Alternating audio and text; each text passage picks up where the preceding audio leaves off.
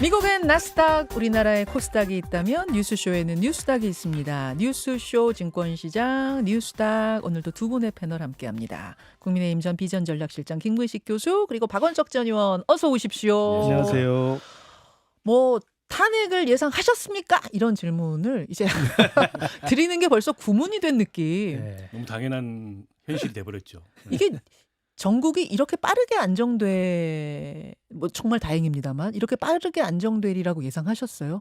글쎄요, 조금 걱정들이 다 있었잖아요. 네. 지난 박근혜 전 대통령 때는 4명의 불상사가 있었고 그래서 혹시라도 좀 흥분한 분들의 안 좋은 불상사가 있지 않을까 걱정했는데 의외로 주말 지나면서 다들 이렇게 제자를 찾는 것 같고 예. 특히 주말에 저도 지역 좀 다니고 이렇게 보니까 일상의 평화가 뭐 오히려 탄핵 이전보다 훨씬 더 안온한 분위기가 있었던 것 같아요. 그렇죠. 그래서 예상했던 것보다 훨씬 더 침착하게 네. 국민들이 일상의 생업으로 돌아가지 않았나. 네. 다만 정치권만 이제 이래저래 이제 서로 주판을 튕기면서 계산이 좀 빨리 돌아가겠죠. 저는 뭐 그렇게 될 수 있었던 배경 중에 하나가 이제 헌법재판소의 판결이 네. 그 정갈하고 단호하게 그렇지만 이제 조목조목 탄핵 사유를 짚은 게 아닌가 싶어요. 그래서 재판관 만장일치. 사실은 뭐 재판관들 간의 성향의 차이가 있기 때문에 이런저런 여러 가지 추측들이 나왔는데 그 이제 결정문이 그 발표가 되면서 내심 그거를 수용하든 못하든 어쨌든 뭐 반박할 수 없는 그런 완벽한 논리를 갖추고 있는 그런 선고 내용 때문에 이 사태가 진정되는 데 도움이 좀 된 것 같고요. 예. 국민의힘 내에서도 갑론을박은 있지만 주말을 지나면서 현실로 받아들이고 다음 단계로 갈 수밖에 없다. 이제 이런 판단이 형성이 되는 것 같아요. 대선 열차가 뒤에서 밀고 오는데 계속 이걸 막으면서 다른 이야기를 할 수는 없는 거니까. 뭐 그런 사람이 한 명 있긴 하죠. 네. 그럼 그 한 명 얘기부터 좀 해보겠습니다. 윤석열 이제는 전직 대통령이 된 윤석열 전 대통령. 일단 관절을 빨리 못 비우는 건 뭐 그거는 이해가 돼요. 박근혜 전 대통령도 얼마 걸렸죠? 이틀 3일 걸렸죠. 준비하는데 좀 걸리니까.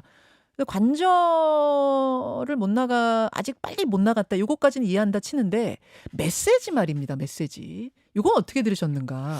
글쎄요, 저도 지금 우리 이제 전직 대통령이 되셨지만 네. 제가 매번 말씀드립니다만 본인이 했던 계엄이라는 행동을 지금도 옳다, 정당하다고 생각하시는 건 자유입니다. 그리고 그에 대한 이제 사법적 판단이 끝났잖아요. 네. 그리고 사실은 정치적 판단도 끝났을 거라고 생각합니다. 그러면 본인이 옳다고 주장하는 건 별개로 본인에 대한 그 계엄 행위에 대한 판단은 역사에 맡기고 이제는 좀 뒤로 빠지는 게 필요합니다. 이때 모든 사람들이 다 봤고 또 평가했고 정리가 됐기 때문에 본인이 그걸 끝까지 잘했다고 우길 필요는 없다. 그건 역사에 나중에 맡기는 게 저는 바람직한 자세고 특히 이제 말씀하신 것처럼 대선 열차가 밀고 들어오는데 예, 예. 우리 국민의힘도 대선을 치러야 되는 거 아니겠습니까? 예. 그런데 만약에 윤석열 전 대통령께서 밀고 들어온 대선 열차에 온몸으로 저항하면서 이건 아니다라고 이야기를 해버리면 그리고 자기 마음에 맞는 사람으로 정치적인 영향력을 행사한다고 한다면 국민의힘을 지지하는 사람들 또 국민의힘에 소속된 사람들은 참 말을 못할지언정 속이 타들어가죠. 저는 그런 면에서 메시지 이제 그만 내시고 짐 싸는데 좀 열중하셔라. 이삿짐 싸는데. 이삿짐 싸려면 시간 많이 듭니다. 그리고 과거도 좀 추억해보고 네. 저는 첫날 나온 메시지가 괜찮았어요. 죄송하다. 네, 기대에 네. 부응하지 못했다. 기도해야 하겠다. 뭐 이런 식의 저는 조금 더 좀 한 발 떨어진 그런 좀 냉정한 멘트가 나왔으면 좋겠는데 어제 또 그 국민 변호인단 젊은이들을 향해서 또 오해 살 만한 멘트를 보내서 저는 좀 굉장히 우려스러운 면이 좀 있습니다. 여러분 곁을 늘 지키겠다. 네네. 저는 12월 3일 그 계엄 사태 이후로 윤석열의 메시지는 그 청자가 대상이 국민이 아니었습니다. 늘 자신의 지지자들을 향한 메시지였다고 보고요. 어제 냈던 메시지도 마찬가지죠. 그러니까 국민 변호인단이라고 아예 어제는 구체적으로 자신의 지지층을 호명을 했고 앞서 말씀하셨듯이 대통령직에서 내려왔지만 여러분 곁을 지키겠다. 그 얘기는 여러분도 제 곁을 지켜달라 이 얘기인 거고 저는 대선 열차를 온몸으로 막지 않을 거라고 봅니다. 온몸으로 막으려면 깔릴 거고 거기에 같이 탈 거예요. 그게 국민의힘으로서 더 문제입니다. 같이 탄다는 게 무슨 아니, 얘기예요? 대선 열차 출발하는데 같이 탄다고요. 그것도 본인이 운전석에 타려고 그럴 겁니다. 그게 저는 국민의힘으로서는 훨씬 더 고민되는 거고 아니 본인이 뭐 불복 민주적의 심리를 가지고 예.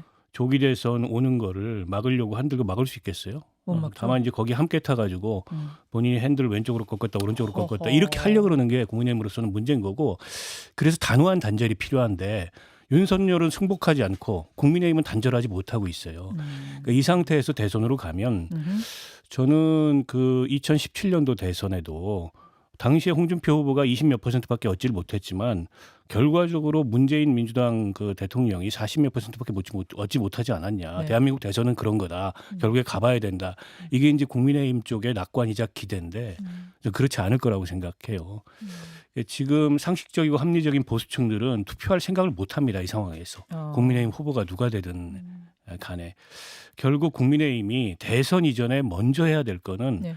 국민들 앞에 석고대죄의 심정으로 이제 성찰과 쇄신의 의지를 밝히고 그리고 내란 수계를 잘라내야죠. 그리고 그 동조하는 세력도 잘라내야죠. 그것도 못하면서 국민들한테 지지를 호소할 수 있는 정당이라는 게 이게 성립되지가 않습니다. 제가 봐도 제 생각으로는 선제적인 대통령에 대한 조치를 당이 하는 게 필요해요. 그러니까 지금 대통령의 지금 그 탄핵 선고 이후에 지금 행태를 보면 쉽게 물러설 것 같지는 않아요.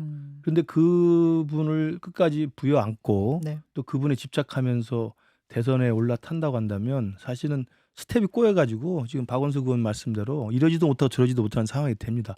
그리고 이미 금요일날 탄핵 선고 났을 때 그 수많은 광장을 메웠던 사람들이 차분히 다 집으로 돌아갔습니다. 네. 귀가했습니다. 네. 분하고 참담하지만 다 마음을 삭히고 있어요. 이제는 이기는 싸움을 하자라고 지금 준비를 하고 있습니다. 전환길 강사 이기는 후보 골라야 된다고 이야기를 하고 있습니다. 세이브 코리아 소년범 목사 집회 다 취소했어요. 오로지 광장에서 끝까지 흥분 상태를 감추지 않고 있는 사람은 전광훈밖에 전광훈파. 없어요. 이분은 2017년에도 똑같았습니다. 그저 그냥 광장에 모여서 헌금 걷고 자기들 세력 확보하는 데 우선인 것이지 네. 그분만 윤석열 대통령 부여안고 있는 것이지 나머지 그렇지 않아요. 예. 저는 그렇기 때문에 당 차원에서 지금 박원순 의원이 말씀하신 우리 당의 딜레마를 해결하기 위해서는 선제적인 출당 조치가 필요합니다. 2017년에는 그냥 눈치 보고 출당 안 시키다가 대선에서 지고 끝나고 나서 제명했더라고요. 그다음에 바로 지방선거가 맞아요. 있었거든요. 그 전에 했나 했더니 그 다음이더라고요. 11월에 네. 11월. 지방선거가 있으니까 지방선거가 눈에 보이는데 완전 참패가 눈에 보이거든. 아하. 그때 홍준표 대표가 예. 당대표였는데 예. 그러니까 울며 겨자 먹기로 잘라낸 거예요. 그렇구나. 그게 뒤늦은 제명이었습니다. 그 과거사의 실패를 반복하지 않으려면 선제적으로 출당 조치를 해야 됩니다. 열차에 올라타려고 하는 윤 전 대통령을 절대 태워주면 안 된다. 그럼요. 아니 네. 근데 2017년하고 또 다른 게 박근혜 전 대통령의 파면 사유하고 네. 이번에 윤석열의 파면 사유. 저는 그 선고문 중에 제일 인상 깊었던 게 이 대한국민의 신임을 중대하게 배반하고 그 대한국민이라는 표현이 헌법 전문에 나와요. 맞습니다. 헌법 전문 첫머리에. 잘 안 쓰는 표현인데 그러네요, 그 표현을 대한국민. 썼다는 거는 그만큼 윤석열의 위헌 위법 행위를 심각하게 헌재가 봤다는 거고 이제 결국 그 선출된 대통령 최고의 책임은 국민이 부여한 헌법소의 책임을 다하는 건데 그걸 배반했다. 이 대목이에요. 맞아요.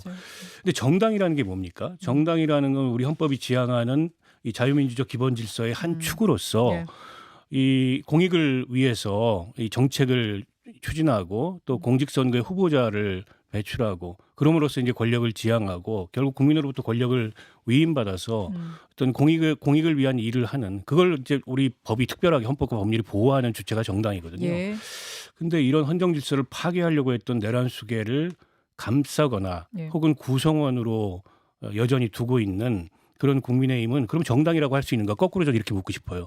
파버릴 수는 있어도 정당은 아니다. 어허. 그렇게 될 경우에는 때문에 국민의힘이 우리 헌법의 민주적 기본 질서의 한 축인 정당임을 증명하기 위해서라도 저 민주헌정 질서를 무력으로 파괴하려고 했던 윤석열을 잘라내야 된다. 그렇지 않고는 대선 못 치른다. 출당 제명은 대선 치르기 전 국민의힘의 핵심 숙제다 그 말씀이신데 그렇습니다. 그렇게 될까요? 현실적으로 지금 국민의힘의 의총 분위기 주말에 있었던 예. 제가 보니까 굉장히 어지러운데요. 예. 전 정신 차려야 된다고 봅니다. 그러니까 의총 분위기 보고 저도 좀 뭐라고 걱정이 되는데 지금 아까 말씀드린 광장에 왔던 우리 탄핵 반대했던 민심은 의외로 굉장히 싸늘하게 합리적으로 일상으로 돌아갔습니다. 네. 제가 아까 말씀드린 세이브 코리아 소년범 목사도 이걸 다 승복하면서 제자리로 돌아갔고 전향길 강사도 그 다음 스텝으로 페이지를 넘겼어요. 네. 오로지 정강훈 당만 남아서 있는 건데 왜 우리 당의 의총에서 오히려 거리두기를 하면서 오히려 대통령 보호에 앞장섰다고 한쪽에서 비난받았던 지도부마저 사퇴하라고. 너희들이 간을 보지 않았느냐.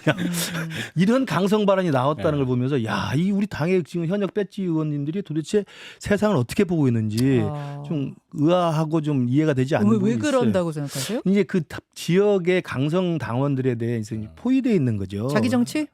아니요, 이제 강성 당원들이 요구가 빗발치니까 거기에 쫄거나 거기에 포위돼서 이제 그런 이야기를 입장을 내는 건데 이제는 우리 의원님들도 정신을 차려야 됩니다. 자, 이제 두 분 말씀 알아들었고요. 대선을 준비하고 있는 그 주자들, 뭐 주자라고 이제 표현해도 되겠죠. 주자들의 움직임은 어떤가를 잠깐 보겠습니다. 어떤 신문에서는 13룡의 혈투 이렇게 제목을 달았더라고요. 13명이나 된대요. 준비하고 있는 분들이. 4강은 김문수, 한동훈, 오세훈, 홍준표. 그 외에 김나윤 우리가 이렇게 불렀었잖아요. 김기현, 나경원, 윤상현 이분들도 지금 가능성 타진하고 있다고 하고 안철수, 유승민, 원희룡 또 이철우, 김태흠, 유정복 이런 지사군도 있고 뭐 이렇게 저렇게 해갖고 한 13명 정도가 준비하고 있다. 맞습니까, 김근식 교수님? 지금 거론되는 분들은 다들 이제 몸을 풀고 계신 것 같아요. 근데 이게 굉장히 속도감 있게 진행이 됩니다. 오늘 당의 선관위가 구성이 되면 예. 바로 하루 이틀 사이에 후보 접수 공고를 내요. 예. 그럼 후보 접수 기간이 한 이틀밖에 안 될 거예요. 그러면 이번 주 중반이면은 낼 사람 안 낼 사람, 출마할 사람 안 할 사람 그렇죠. 정리가 됩니다. 그래서 13명까지 나올지는 잘 모르겠습니다만 어찌됐든 이 대선 레이스가 시작됐다는 것은 제가 그래서 오늘 그 상한가 하한가 골라올 때 이재명 대세론이냐 국힘 역전이냐 이렇게 제가 잡아왔는데 우리 상한가 하한가도 지금 안 듣고 이야기를 막 펼쳐나가고 있었네요. 그래서 이제 제가 볼 때는 과거에 네. 계엄을 막 선포했을 때 그 직후에 아마 뉴스당 나와서 박수현 의원이 상장 폐지를 주장했었어요. 네. 이제 국힘 상장 폐지해라. 그래서 제가 굉장히 몸둘 바를 몰랐는데 어차피 이제는 탄핵의 국면이 마무리된 만큼 대선 레이스가 시작되면 재상장도 한번 해볼 만하지 않느냐. 그래서 저는 오늘 상한가 아니라 정신 차린 국힘이라면 재상장 한번 해보겠다. 이렇게 재상장을 제가 요구를 하고 있습니다. 김문수 장관도 나옵니까? 주말의 분위기로 지금 나올 수 나올 있는 것 같아요. 생각이 있는 것으로 보이죠. 네. 아니 저는 뭐 13룡이 됐든 15룡이 됐든 별로 의미 없다고 생각하는 게 뭐 지지율이 전부 한 자릿수인 것도 그렇지만 이제 그보다는 이 어마어마한 사태를 겪고 나서 이제 임하는 조기 대선이요. 이제 국민들이 특히 그 후보들 중에 어쨌든 탄핵에 반대하고 내란 수괴를 이 두둔하거나 엄호했던 사람들, 이제 그런 사람들을 과연 그 대선 후보로 여길까라는 생각이 들고 저는 이제 탄핵에 찬성했던 계엄에 반대했던 분들도 좀 더 단호해야 된다고 생각해요. 지금 다른 것보다 아까 이제 재상장 말씀하셨는데 논리적으로 재상장은 상장 폐지했다 다시 상장하는 겁니다. 맞아요. 근데 아직 상장 폐지가 안 됐어요. 예. 상장 폐지하려면 최소한 윤석열을 잘라내야 된다. 이 얘기를 국민의힘에 그나마 이 계엄에 반대했던 대선 주자들이 단호하게 얘기해야 됩니다. 근데 주말 사이에 전부 우물쭈물해서 눈치 보고 있어요. 그러니까 조경태 의원은 하시는데 오히려 주자들 조경태 의원 사이에 대선 주자가 아니니까. 근데 왜 그 눈치를 보냐? 결국에는 상당 부분 자유통일당화된 국민의힘의 강성 지지층의 눈치를 보는 거예요. 왜냐하면 경선률이 5대5니까. 한동훈 대표도 그렇고 그다음에 유승민 전 대표도 그렇고. 근데 그럴 문제가 아니라고 생각합니다. 오케이. 이 상태에서는 본인들이 후보가 돼서 대선 나가봤자예요. 제가 그 상장 폐지됐다가 재상장하는 건 제가 좀 말을 바꾸겠습니다. 그때 박수현 의원이 상장 폐지했을 때 그걸 반대했고 거래 중단 정도로 제가 이야기했어요. 그러니까 제가 대선 레이스가 시작되면 재상장이 아니라 거래 재개. 그래서 저는 충분히 거래가 재개되면 또 상한가도 치고 할 수 있다. 걱정하지 마십시오. 김무식 교수님 살려드려야죠. 거래 중단으로 바꾸도록 거래 재개. 하고요. 그래서 국민의힘의 숙제는 윤석열 전 대통령과의 손절, 거리두기 이게 대선의 첫걸음일 거다. 두 분 다 지금 말씀하셨고 민주당으로 넘어가 봐죠. 민주당의 숙제는 그럼 뭡니까? 김무식 교수님? 그 이재명 대표가 후보가 될 확률은 뭐 거의 100% 가까운 거 아니겠어요?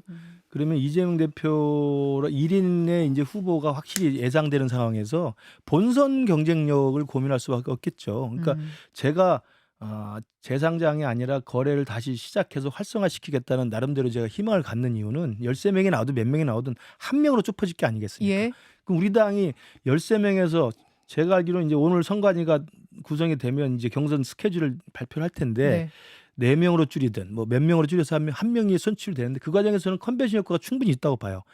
민주당의 이재명 후보가 가질 수 없는 밋밋한 전당대 후보 선출 과정과 우리 당의 말도 많고 탈도 많고 시끄럽겠지만 어쨌든 관심은 끌을 겁니다. 네. 그래서 싸움도 많이 할 거고 서로 뭐 격투도 벌이다가 뭐 할 텐데 어쨌든 한 명으로 선출되는 과정이 굉장히 관심을 끌 것이다. 저는 그게 하나 있고. 그럼 민주당의 숙제는 어떻게 역동적인 그건 불가능하죠. 경선을 만들어내느냐? 역동적 경선 과정 어차피 불가능하고요. 불가능하다. 그렇다면 본선이에요. 본선. 그럼 이재명 대표의 본선은 지금 뭐 여론조사에서 탄핵 선고율의 일정 정도 50%를 넘었다, 뭐 1강이다 이렇게 이야기합니다만 여전히 아직까지는 압도적 우위를 보이지 못하고 일부 여론조사에서는 탄핵이 선고됐는데도 떨어지는 경우도 나와요. 그런 걸 보면 우리 국민의힘에서 컨벤션 효과로 관심을 끌은 다음에 흥행에 성공한 다음에 한 명이 정말 중도층에게 소구력 있는 박원석 의원조차도 저 사람이면 한번 해볼 만하다라고 생각이 드는 사람으로 선출이 되면 저는 본선에서는 뚜껑 열어봐야 된다고 합니다. 김근식 교수님이 선출되면 혹시 제가 그 생각을 할지 몰라요. 제가 돈이 없습니다. 다른 후보들은 그렇지 않고요. 저는 민주당은 결국 그 이재명 대표의 자기와의 싸움이 아닌가 싶어요. 그러니까 당내 경선은 크게 의미 있는 과정은 아닐 것 같고, 그렇죠. 다만 이제 국민의힘의 무슨 그 컨벤션 효과 같은 자잘한 거에 신경 쓰지 말고 결국 사회개혁과 국민통합의 비전을 어떻게 보일 거냐. 그럼으로써 지지를 유보하고 있는 그런 지지층 내지는 비호감을 갖고 있는 그런 이제 비호감층을 어떻게 설득하느냐 여기에 달려 있다고 보는데. 자기와의 싸움. 예, 근데 사회개혁이나 국민통합의 비전이라는 거는 그냥 뭐 그 언술상에 혹은 뭐 몇몇 공약 이런 게 아니라 우원식 의장이 어제 개헌을 제안하셨잖아요. 네. 저는 그런 거라고 생각합니다. 그러니까 결국 새로운 대한민국으로 나아가는 건 지금의 어쨌든 이 38년 된 육공화국 체제를 넘어서서 대통령 한 사람 바뀐다고 세상이 바뀌지 않아요. 그 대통령과 더불어서 세상을 바꿀 수 있는 틀과 비전을 국정운영의 새로운 틀과 비전을 제시해야 되는 그건 개헌이죠. 근데 너무 이재명 대표 주변에서 우원식 의장이 그 제안을 너무 비난하는 것 같아요. 그렇게 비난받을 일인가요, 그게? 어제 제일 센 거는 정청래 의원 발언이었는데 국회의장 놀이를 그만해라. 아니 그 상임위원장이 국회의장을 향해서 국회의장 놀이 이런 얘기를 한다는 거는 그 국회 상식에 좀 어긋나는 위아래가 없는 일이고 거죠. 내란 종식이 목표라고 하는데 내란 종식에서 결정적인 역할을 했던 분이 우원식 의장 아니에요? 그러니까 저는 이재명 대표의 그런 행태 그리고 이재명 대표 둘러싼 이른바 측근이라는 사람들의 그 아나무인적 행태가 계속 비호감을 키울 거라고 생각하고요. 이재명 대표가 지금까지 온 데는 정말 놀랄만한 그 권력 의지가 있었고 또 플러스 놀랄만한 저는 운빨도 있었다고 생각합니다. 그런 걸로 여기까지 와서 살아왔는데 그것이 마지막에 국민의 선택을 최종적으로 받을 수 있기에는 아직 네거티브한 측면이 너무 많아요. 그걸 어떻게 싸워낼 것인가가 문제인데 저는 그래서 쉽게 국민께서 윤석열도 탄핵시켰지만 이재명 대표에 대해서 그렇게 손을 벌려서 환호하고 이렇게 환호할 정도의 저는 국민들은 많지 않다고 생각합니다. 그래서 이제 어떤 캐스팅 보트에 대한 고려일지 모르겠습니다만 세종시 수도 이전론을 검토하고 있다. 네. 아까 김병주 최고위원은 공식적으로 지금 검토하는 건 아니라고 했습니다만 지금 보도들은 나오고 있죠. 아마 물밑으로 검토 작업에 착수한 것 같긴 한 것 같습니다. 이제 충청 민심에 대한 호소일 수도 있고요. 하지만 동시에 수도권 민심은 그럼 또 거기에 대해서 반발할 수도 있기 때문에 어떤 결정을 할지 모르겠어요. 이 부분에 대해서. 근데 뭐 균형 발전이나 이제 분권이라는 시대 정신에도 그게 전 합당하다고 보고 그리고 이제 노무현 전 대통령 시절부터 오래된 이제 꿈이잖아요. 예, 그것도 수건이죠. 그리고 지금은 이제 하다만 수도 이전이 돼버려 가지고 결국 대통령실 국회를 포함한 행정수도 이전이라는 거는 해야 된다고 생각합니다. 다만 이제 그로 인해서 뭐 수도권에서 약간의 반발이나 이런 게 올 수 있지 않느냐 이런 정무적인 우려가 있는데 그 정무적인 우려가 설사 현실이 된다 하더라도 얻는 게 더 클 거예요. 정무적으로 본다 하더라도. 그럼 박원석 의원은 그거 카드로 쓸 가능성 있다 보시는 거고. 그거 뭐 민주당만 쓰겠습니까? 제가 보기엔 국민의힘도 검토할 거예요. 그래요? 근데 이재명 후보가 먼저 던져버리면 우리가 그걸 뭐 뒤따라가는 건 사실 그 마이너스고요. 저는 이재명 대표가 용산에서 다시 세종으로 간다는 거 아니겠어요? 예. 그러면 지금 우리 윤석열의 부작용을 생각해 보면 청와대 나와서 용산 와가지고 결국은 이 결과가 나오지 않았습니까? 거기서 다시 또 세종으로 간다? 그 정치적인 어떤 의도가 있는지 모르지만 국민들이 볼 때 그 진정성 믿기 쉽지 않을 거예요. 자, 여기까지 뉴스당 마무리하고 오늘 유튜브 정치 맛집 있는 날이죠. 네, 네. 거기서 두 분 더 이야기 좀 나누시면 될 것 같습니다. 고맙습니다. 감사합니다. 김현정의 뉴스쇼는 시청자 여러분의 참여를 기다립니다. 구독과 좋아요, 댓글 잊지 않으셨죠? 알림 설정을 해두시면 평일 아침 7시 10분 실시간 라이브도 참여하실 수 있습니다.